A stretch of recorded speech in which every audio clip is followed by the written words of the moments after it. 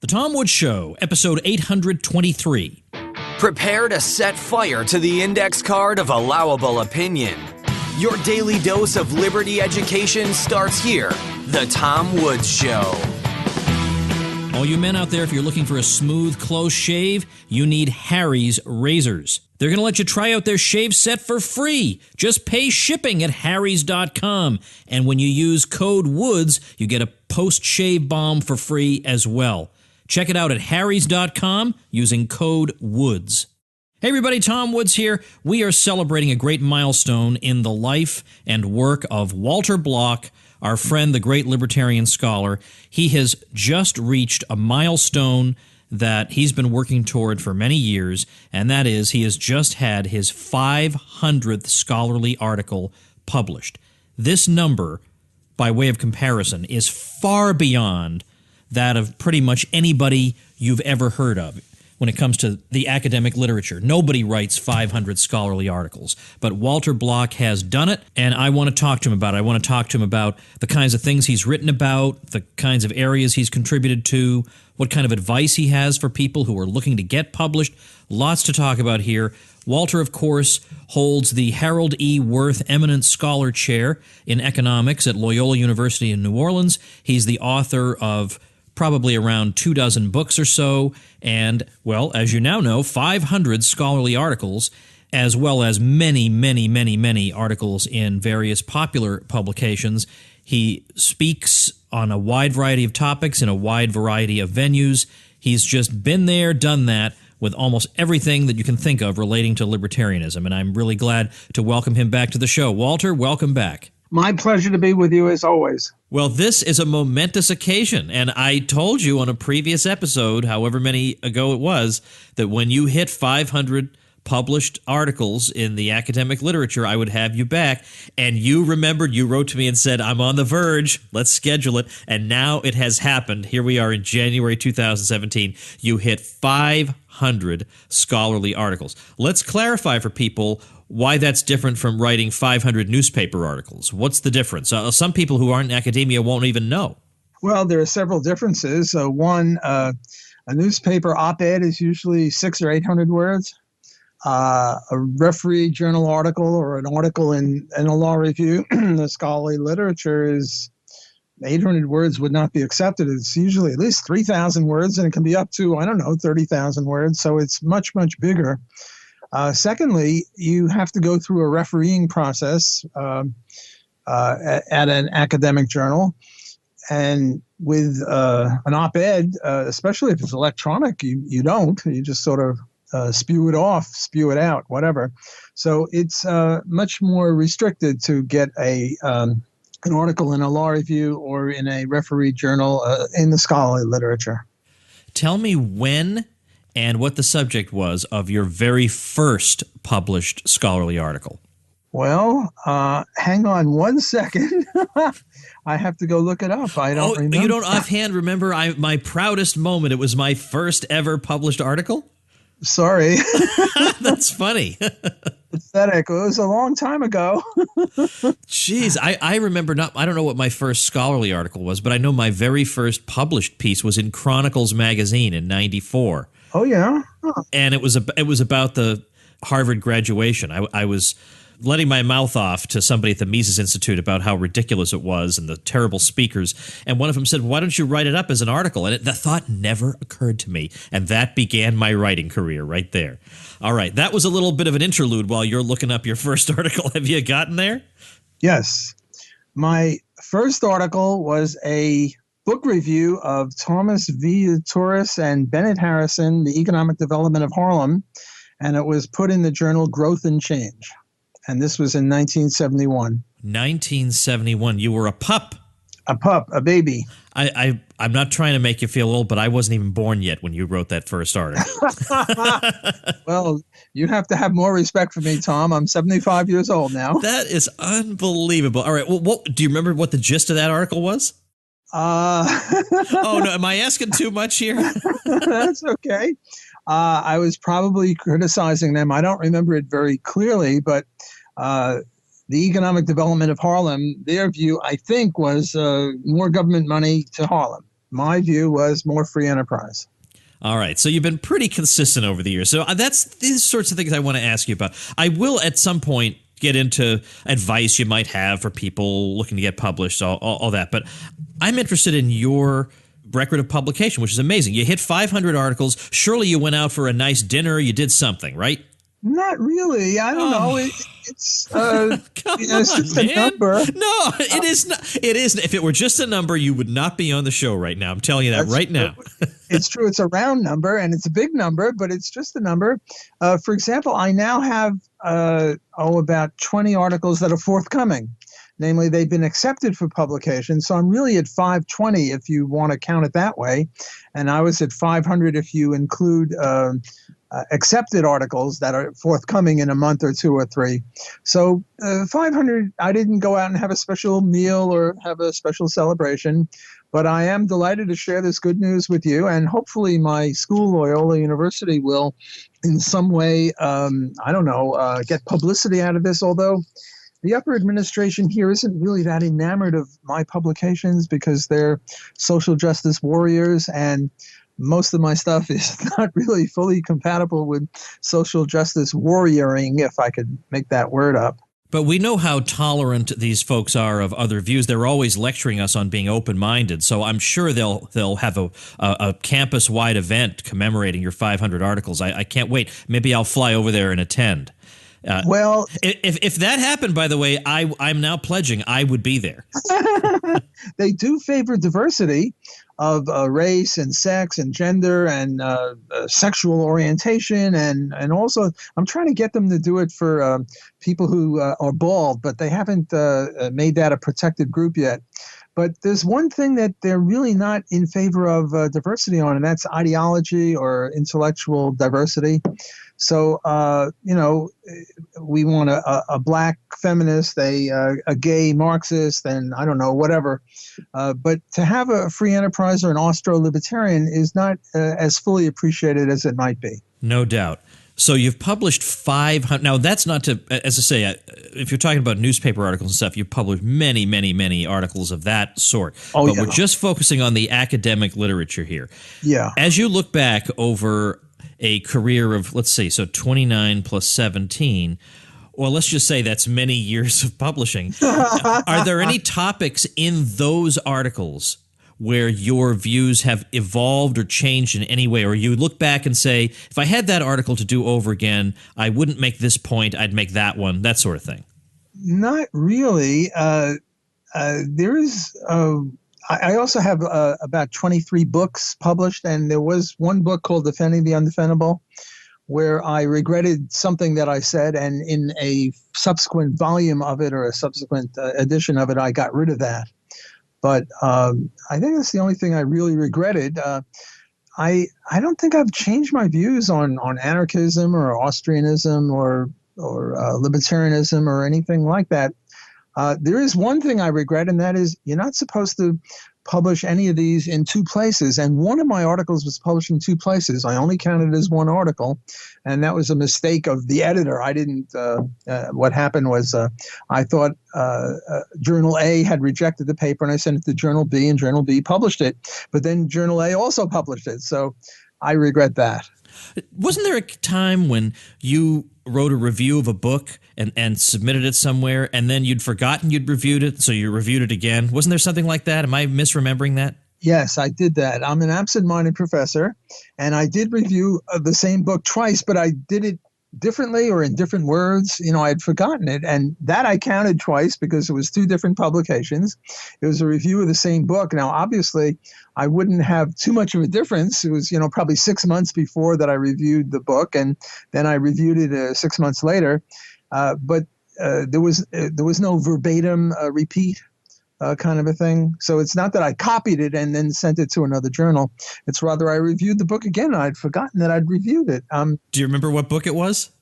No. Okay, it's apparently this book is not easy to remember.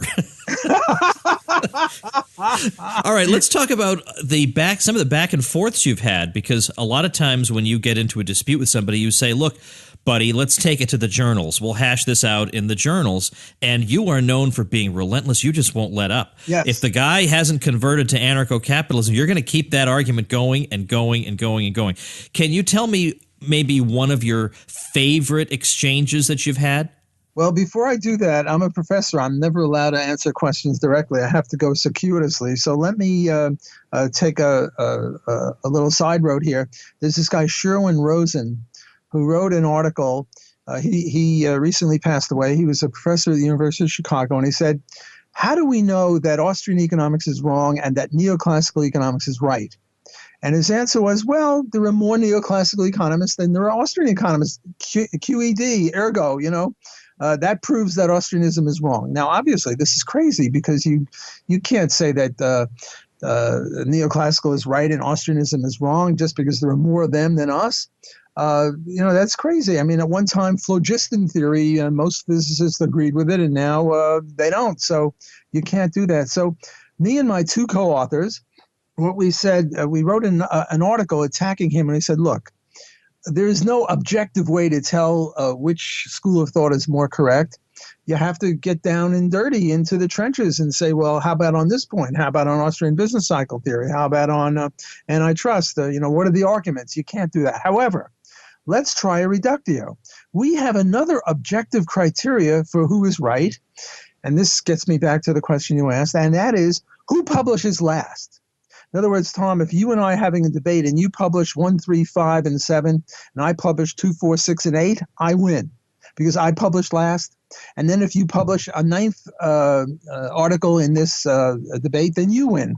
Whoever writes last wins. Now, this is obviously silly because I might attack an article of yours and you don't reply because you don't think that it's worthy of your time because you think I'm an idiot. So I got the last word, but so that's crazy. Another reason might be you and I are having an argument and all of a sudden I die. I'm older than you and I pass away. And then you write one more article, well, then you win. So the whole thing is crazy. However, it's just as sensible as counting noses to see who is right. So anyway, me and my two co-authors, and here I can probably look up my two co-authors if you want. One of them was Wesley. Let me look up Wesley. Chris Wesley? Yeah, Wesley was one. All right. Well, for everybody listening, he's now at Florida Gulf Coast University. Oh, is he? Yeah. And yeah. The other is Alex Padilla. This is my 290th article. Okay. It was published in the Procesos de Mercado Revista Europea de Economía Política. This is the journal of Huerta de Soto in Spain. And what we said is he who publishes last is right. And what we did is we got every debate between an Austrian and a neoclassical, and we had about 250 of them. And we said, well, who published last in each case? And guess what? We published last in about 200 and they in about 100. I forget the exact numbers. So therefore, we declared that Austrianism is correct. All right. But it was, people could stop answering us because they feel defeated or because they're totally exasperated, right? Right. Or because they die. So the whole thing is silly. We just hound them throughout life. Right. But it's no more silly than what Sherwin Rosen said. So now let's get back to the question you asked. Which debate or series stands out most? By the way, I think I know what it is. Yes? Is it the Harold Demsetz one? Yes. All right. Okay. So go ahead and tell people about it. Well, Harold Demsetz and I got into it. And what happened is I wrote an article attacking Coase for being a commie. All right. Now, hold on a minute. Most people aren't going to know who Coase is. Oh, Ronald Coase is a Nobel Prize-winning economist. And not only is he a Nobel Prize-winning economist, of whom there are maybe 100 now over the last 60, 70 years, because sometimes they award it to 2 or 3 people. But he is one that is distinguished in many ways. One way is he was not awarded it with someone else. Like Hayek was awarded it with someone else. So he only had half a share, but Coase had the whole share. And another thing is Coase didn't really write that many articles. Many Nobel Prize winning people, they may not write 500 referee journals, but they'll write 100 or 200. Coase only wrote maybe 10 or 12, so very small amount. But in academia, what you get brownie points for is not only writing journal articles and in prestigious journals. Another point I have to mention, virtually none of mine are in any prestigious journals, at least prestigious as known by the mainstream.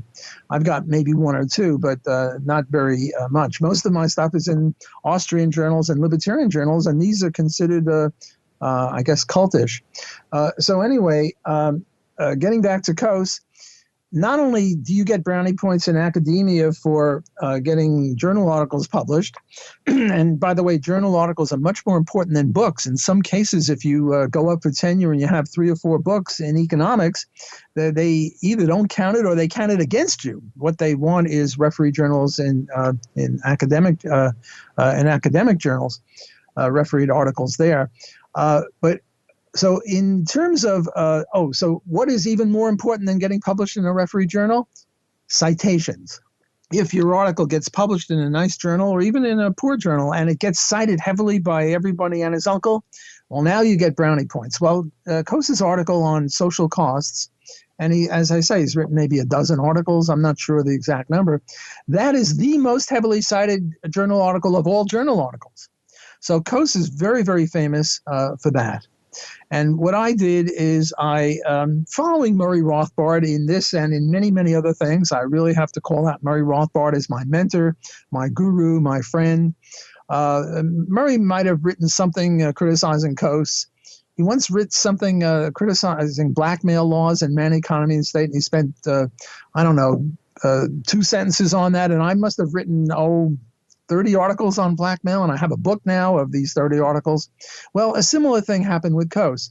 Murray might have, I think, might have mentioned Coase as being an idiot, and in a sort of a throwaway place, or maybe one article. In one article, I remember his thing on air pollution. He did mention Coase there. And what I did is I must have, written maybe 15, 20 articles saying what a moron and a commie Coase was. And Harold Demsetz, who hasn't won a Nobel Prize, but he's perhaps my most famous, most prestigious in mainstream view opponent. And I think he's a Nobelabile.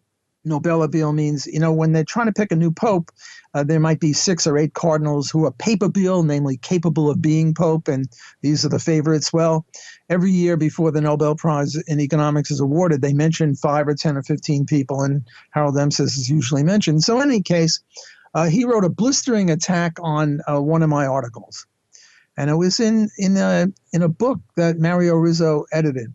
And I wrote a reply saying, no, you're wrong, Harold. Coase is really no good, and your defense of him doesn't hold water. And he wrote an article saying, Block is an idiot. I'm just giving the gist here. And then I wrote one, and he wrote one, and I wrote the last one. Ha ha! So I won that debate. But how long did that go? That went a long time, didn't it? Yes, it went a very, very long time, and he bitterly complained. It was over many, many years. The reason was it was over. I spoke over you. It was over how many years? Oh, maybe 20 years. I could get the exact. Well, that's a long time. Yeah, some people listening to the show now are going to be younger than that. Yes, that's true. Maybe 15 years. I forget how long it was. But the reason it was is I was working for the Fraser Institute, and I worked for the Fraser Institute for 12 years. And I feared to write an article criticizing him because I would have been fired.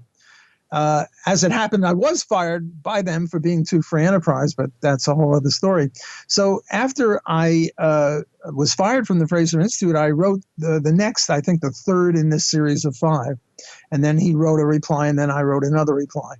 So that's why that debate took so long, because I was afraid of getting fired for criticizing him, because the Fraser Institute people, Mike Walker, revered neoclassical economics and sort of only tolerated my Austrianism. More to come as we celebrate this great milestone with Walter Block after we hear the story of Bad Luck Ichabod. Folks, it's time for the story of Bad Luck Ichabod. We haven't heard from Bad Luck Ichabod in quite some time, but I'll tell you something. What a lousy shave Bad Luck Ichabod always got when he shaved with a blade. No matter what he did, His face wound up a bloody mess, and he couldn't understand how everybody else was getting this smooth, comfortable, close shave, and he looks like he's just been part of an axe murder movie. Well, folks, just like the walrus was Paul, I was Bad Luck Ichabod. That's right, I'm revealing the true identity of Bad Luck Ichabod. I was Bad Luck Ichabod.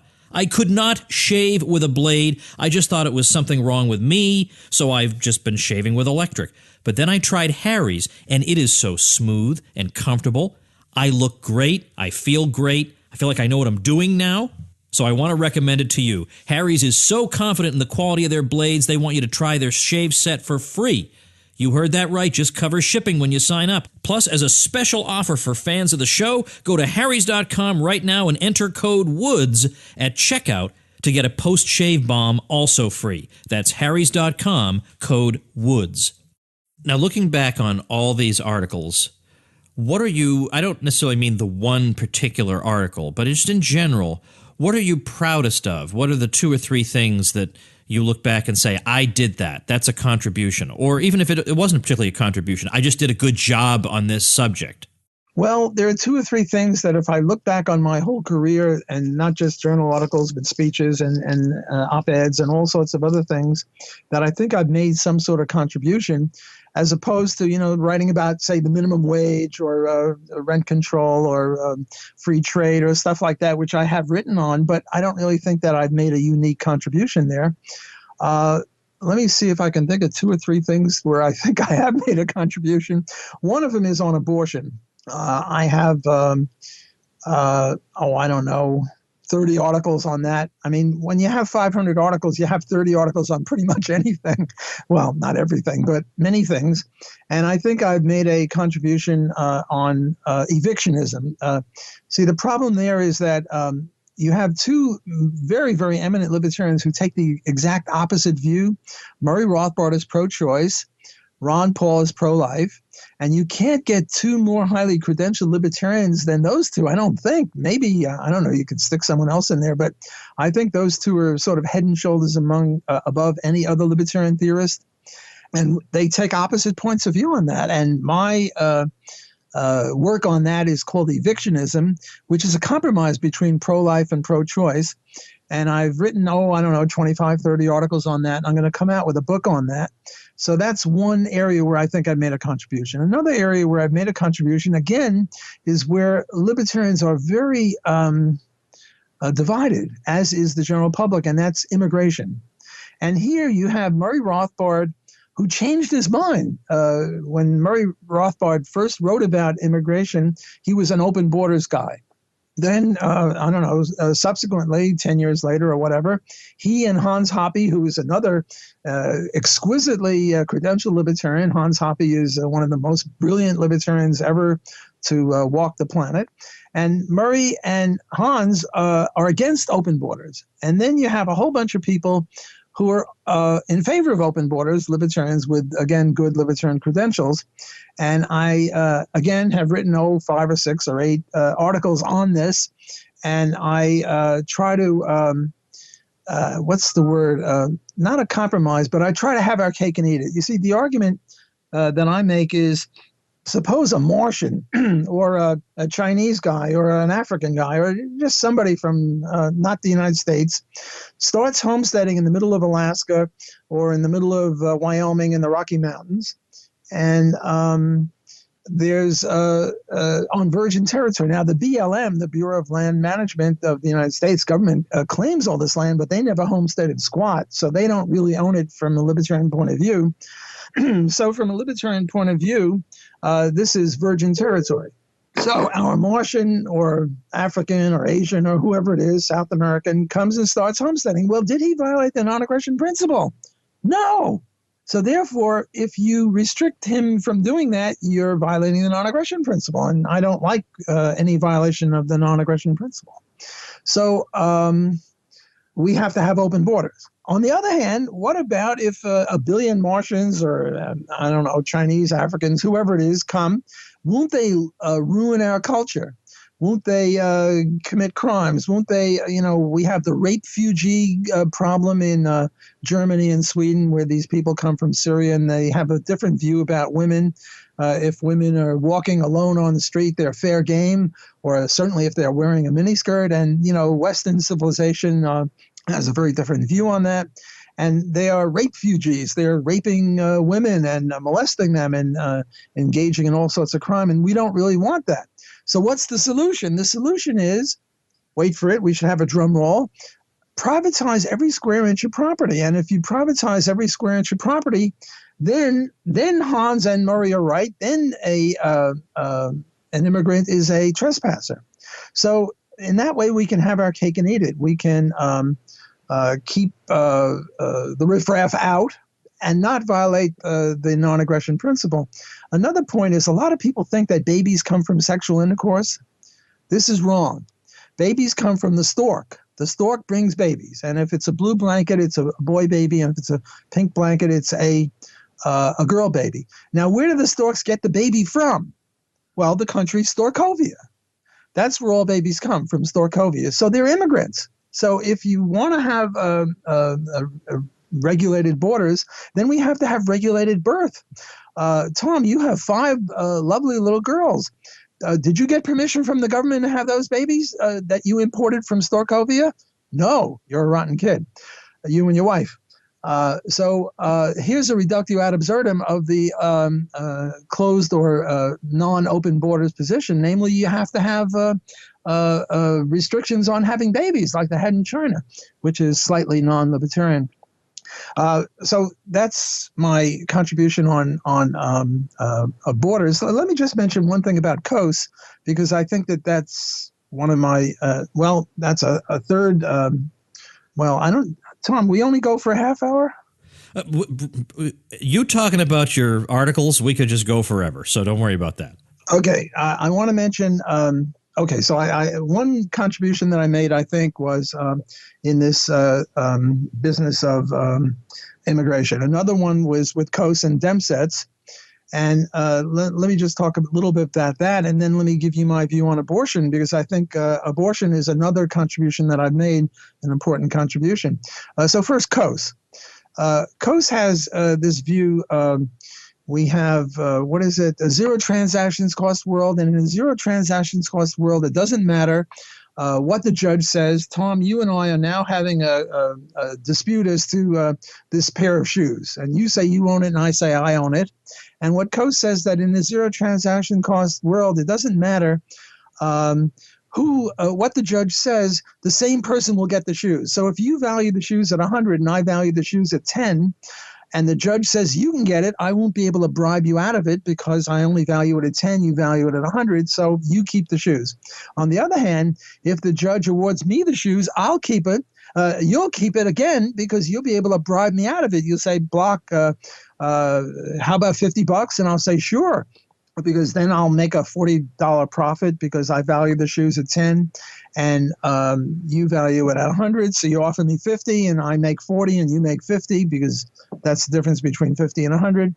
Now, I criticize that on technical grounds, namely, suppose you didn't have the money to bribe me out of it. You just valued those shoes at 100, but you don't have any money to bribe. So Coase even fails there. But that's a minor difficulty.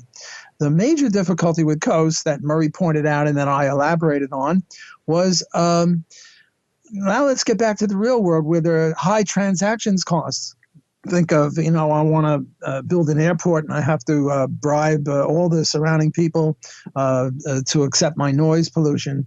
And there are thousands or tens of thousands of people that are affected by airport. What Coase says is, what should the judge do?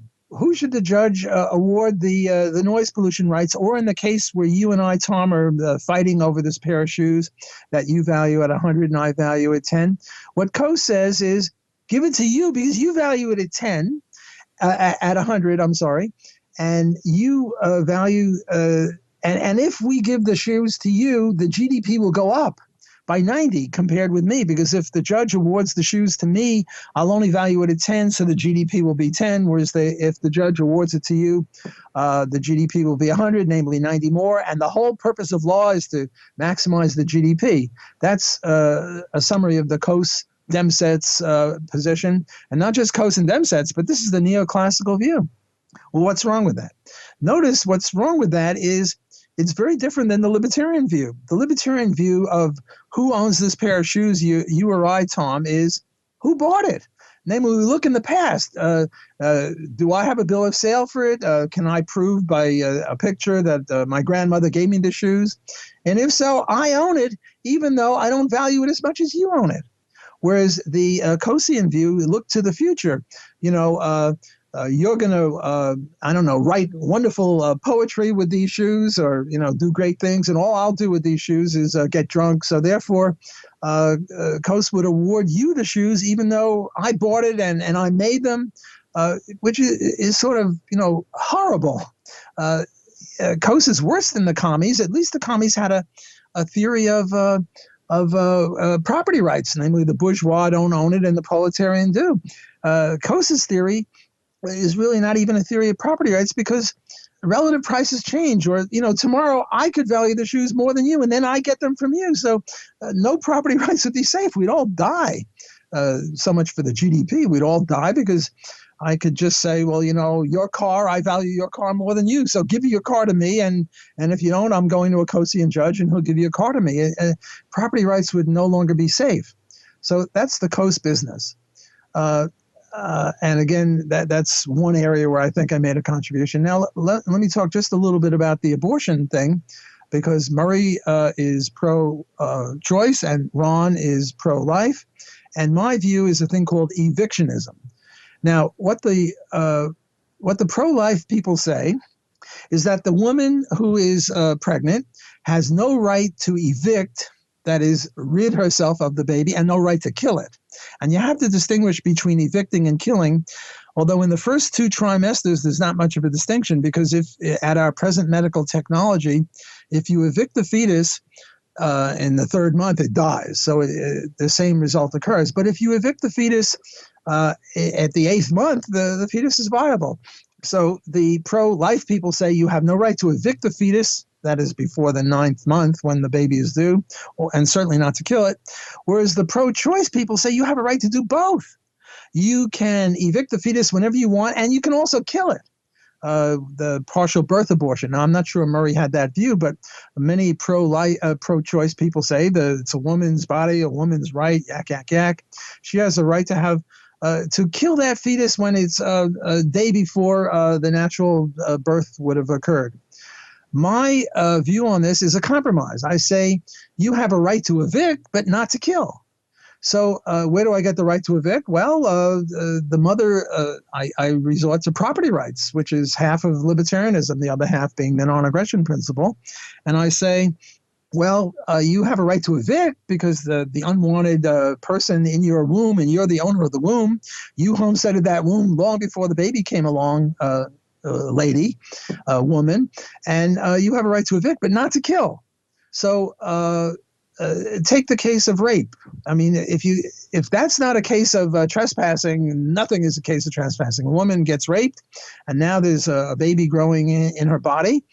Certainly she has a right to evict it, but not to kill it, because the baby is innocent. The father is a criminal, but the baby is innocent. And all babies have the same rights. They're all equally innocent. So if you have a right to evict the fetus, you have a right to evict the fetus in the case of rape. You have a right to evict the fetus in any other case. So this is my attempt to bring together the two sides, to bring Ron and Murray together, to say that eviction is the correct libertarian view, and neither pro-life nor pro-choice is the correct libertarian view. So I think those 3 examples, Coase and open borders and abortion, would be my 3 areas where I've made some sort of original contribution. And then there's a 4th where I've also done some work where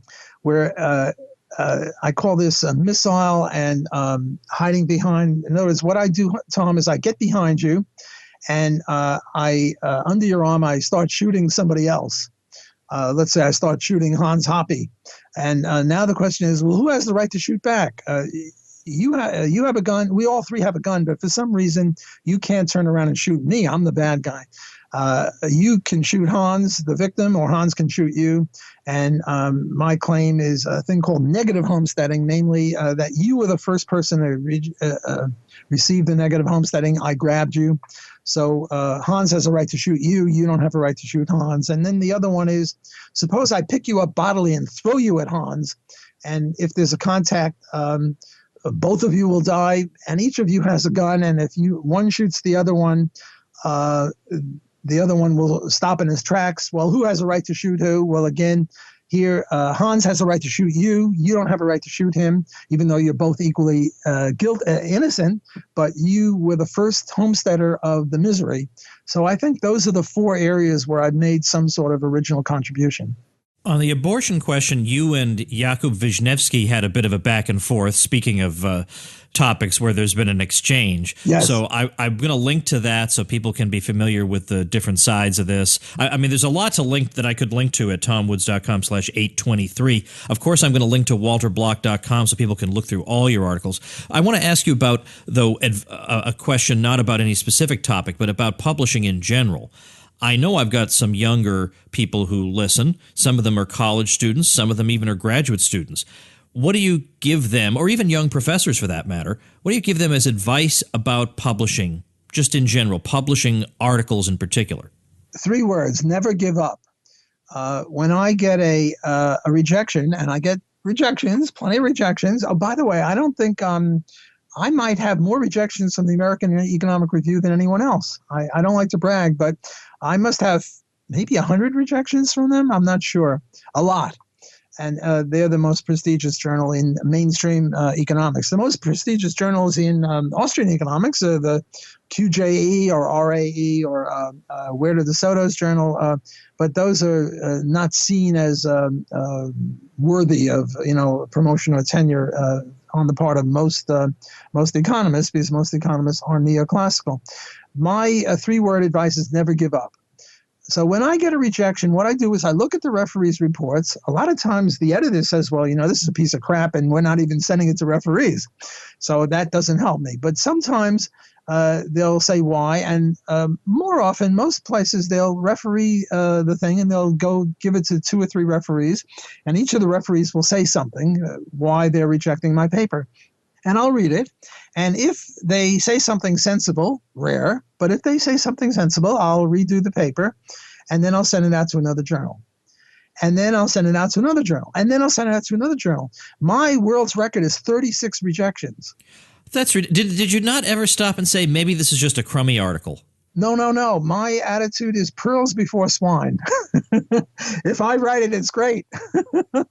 My advice to young professors or graduate students who want to get a job in academia, and in order to get a job in academia in this discipline, you have to have referee journal articles, not books. In literature and in history, I think it's books more than referee journal articles, but I'm not sure. But in this one, you have to have referee journal articles. And my advice is never give up. Pearls before swine. I have another article right now that I've co-authored with 2 people, and we've had maybe 26 or 27 rejections. My 2 co-authors said, well, shouldn't we give up? And I said, what are you kidding? This is another contribution I think I've made, and this is, why is it that libertarians are a failure? Why isn't Ron Paul president, for God's sakes? Why wasn't Murray head of the Council of Economic Advisors? Or, why isn't Bob Murphy head of the Fed, and then he gets rid of the Fed? Why does the Libertarian Party get 1% of the vote or 2 or 3% of the vote? Why is libertarianism, which is exquisitely beautiful and correct and ethical, why do most people reject it? And my answer to that is sociobiology. Very few people are mutants. Most people are hardwired for socialism. And this paper has been rejected by maybe 25 journals already. And my co-authors are saying, maybe we should give up. And I say, not on your life. This is a brilliant paper. if I say so myself. I'm not responsible for all of it. I'm maybe responsible for a third of it. And I'm never going to give up. I'm hoping that I break my personal best record of 36 rejections. And I'm going to keep going. And, every once in a while we revise the paper because there is some referee who says something sensible. But mostly they're just full of beans, and we ignore them. And I send it out to another journal. In law reviews, it's different. In law reviews, you see, in economics, you're only allowed to send a journal, an article, to one journal at a time.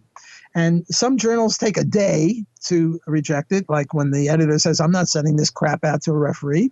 But sometimes they send it out, more often they send it out to a referee, and it takes 3 to 6 months to get all the referees' reports. So to have 36 rejections might have been 5 years or 8 years.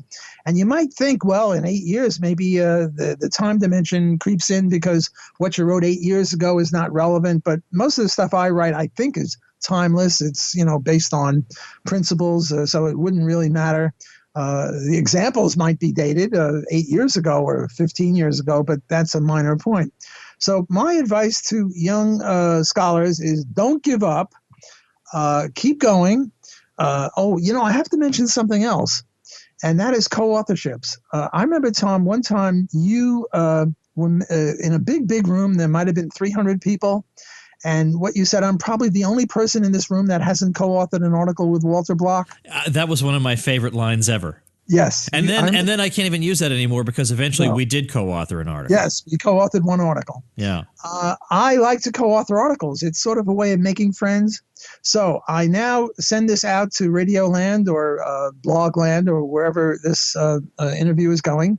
And that is to all Austro-Libertarian graduate students and young professors who are having trouble getting their article published because they had it rejected 5 times and now they're giving up. Send it to me.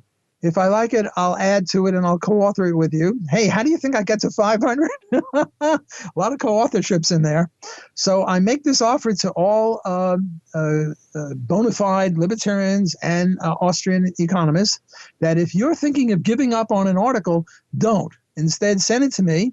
And if I like it, I don't like everything I'm sent, but I like a lot of things that are good Austrian libertarian stuff that are rejected by mainstream journals. First, what I'll do before adding to it and co-authoring it with you is I'll say, well, which journals have rejected it? And you'll give me the list of 5 or 6. And I'll say, oh, here are another 10. Go send it to them. And if these other 10 plus your original 6 all rejected, then send it to me and maybe I'll co-author it with you. And the odds of getting it published with me as a co-author are much higher because I now have editors who really like what I do. And I won't say we'll publish anything. I mean, if I send them something horrible, they're not going to publish it, but they're very likely to publish it. And this whole thing with editors is sort of a crock because if I'm an editor of a journal and I like your article, Tom, what I'll do is I'll send it out to Referee Goody. Referee Goody likes everything. On the other hand, if I don't like what you wrote, Tom, and you sent to me, I'll send it to Referee Batty. And Referee Batty hates everything. And I'll say, well, Referee Batty didn't like it, so I'm rejecting your paper. So, this whole process isn't really as kosher as it could be. Another point, when you send it out to a law review, you don't have to limit it to one journal. You can send it to 700 law reviews all at one fell swoop with espresso. So if another word of advice to young scholars, if you're writing something that is, say, economics, but it has something to do with law, and most things in economics have to do with law, like the minimum wage law. Suppose you wrote something on the minimum wage law and it got rejected by 25 journals. Well, send it to 700 law reviews and maybe one of them will pick it up. Now, for economics, a law review isn't as good, as much credit, but better a publication in a law review, and it doesn't have to be the Harvard Law Review. The XYZ Law Review is better than nothing. So if you're trying to get tenure or trying to get a job and you need more articles published, Another aspect is to send it to a law review, and there you're allowed to send it to 700 or 800 or however many law reviews there are in the world or in the country. And then you have a much better shot because you have 700 groups looking at it. I have to tell you one other thing, and that is one thing that I'm very proud of in my publications is that I have many, almost 100, well, maybe 75 or 80 articles co-authored with students.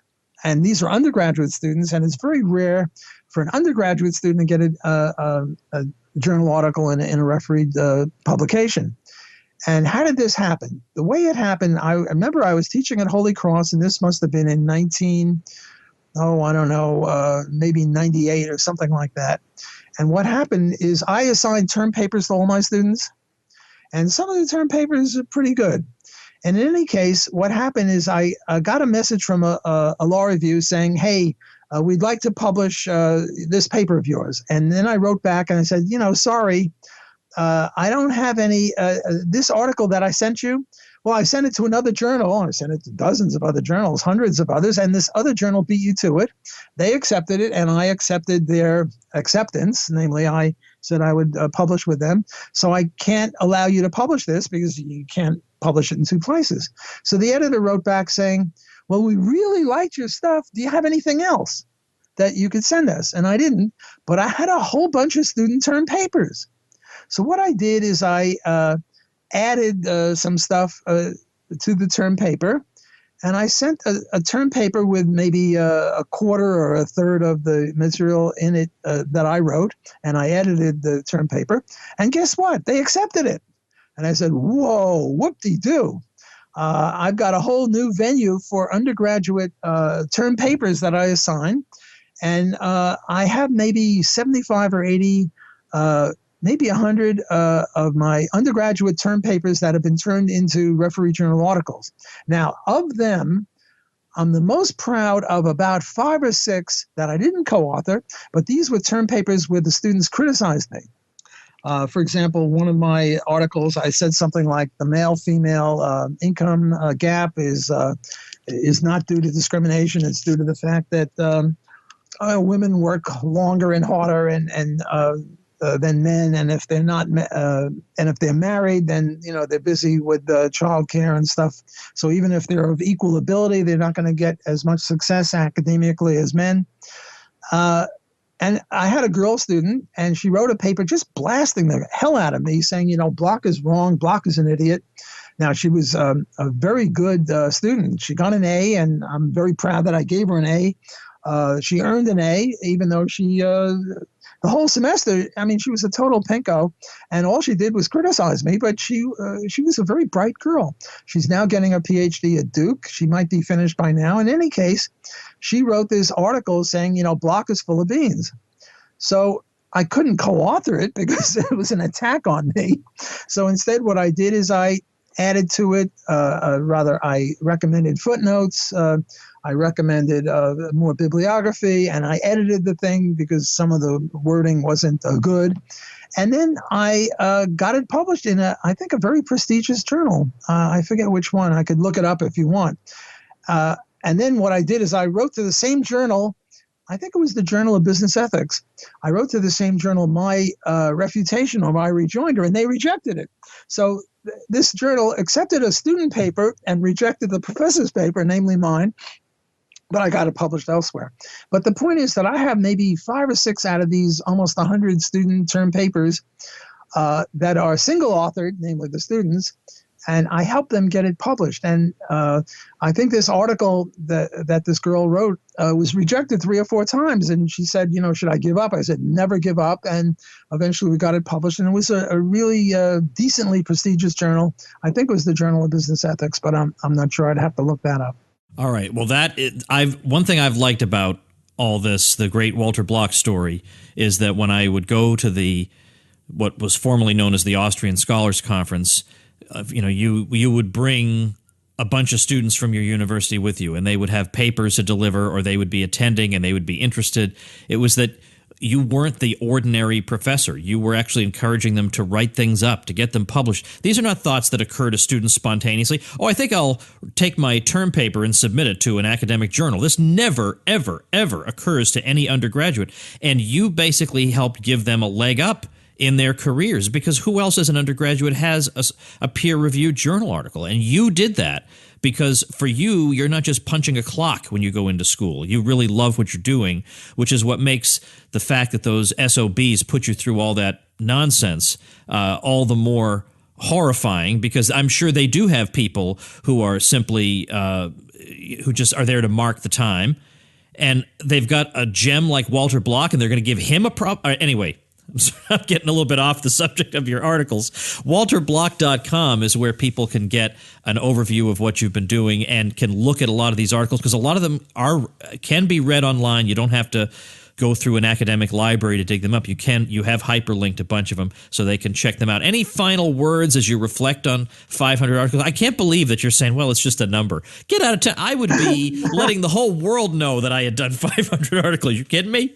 Well, thanks, Tom. You're very kind. I just wanted to mention one thing. It's a little off the topic, and that is another part of my career that's similarly related to this is that I have now maybe 5 or 6 or 7 former students of mine who are now professors. I think the most famous of them are Andrew Young and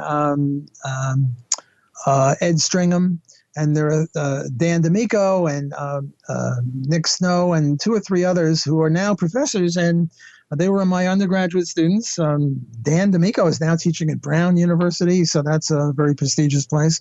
And I also have, maybe another 6 or 8 or 10 students who are now in various PhD programs who are also former students of mine, and all of them wrote term papers for me that were published in referee journals. So this is another way that I've been promoting the careers of my students. And I'm trying to, Murray Rothbard is the most influential person in my life academically. And I'm trying to give back to him. And what he did to me was pass to me the baton. In a relay race, one runner passes a baton to another. Well, Murray Rothbard passed on the baton to me of liberty and libertarianism and Austrian economics. And I'm trying to pass this baton on to my students, and they will then pass on the baton that I gave them, that I got from Murray, that he got from Mises, to their students. So I see myself as part of a long tradition of promoting liberty and good economics, and I'm just delighted that I've made some small contribution. And thanks for having me on your show. Always a pleasure, Walter. Hope to see you soon. Thanks a lot. Take care. All right, before I let you go, I want to let you know about another website created by a Tom Woods Show listener. We got so many of them now, and I'm so glad that all you folks are taking the bull by the horns. I had a lot of people starting websites on January 1st, I assume because of New Year's resolutions. Well, that's great. Well, the site I want to tell you about today is kidslearningforlife.com. And this is what the creator of that site wrote to me. My blog is kidslearningforlife.com. I'm currently focusing on giving parents of young children, 1 to 5 years old, and other child care providers free themed curricula. So many sites in this niche are full of exciting and creative activities, but very few combine those activities in themed curricula.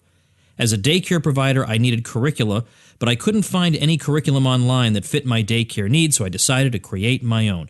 Not only do I provide the curriculum for free, I'm doing it in real time with my readers. We just started our colors theme this week, and I'm already getting good feedback through social media. Along with the curriculum, I provide other useful articles to help my readers with their day-to-day activities and routines. So very much worth checking out if you have a child who is 1 to 5 years old. kidslearningforlife.com is the listener website mentioned for today. It will be linked at tomwoods.com/823. Remember, you too can get a nice shout out like this, plus a link on my site, which will help you in the search engine results because my site has so many links on it and Google loves it. Plus, membership in my private bloggers group on Facebook. I have 2 private groups, one for the supporting listeners and one for the bloggers. And then finally, you can get 24 free video tutorials to get you up and running as a blogger. All these goodies if you use my link. So check out how you can do that at tomwoods.com/publicity. Tomorrow, if all goes well, I am welcoming back Bob Murphy to the show, and we are going to talk about an article that I just read about Obamacare and how great it's been and how terrible it would be if we got rid of it, and why it's stupid for Trump supporters to favor getting rid of it because they're the very ones who would be most helped by it. You've probably seen this argument a lot. We're going to take it head on tomorrow. Thanks for listening. Become a smarter libertarian in just 30 minutes a day. Visit TomWoods.com to subscribe to the show for free, and we'll see you next time.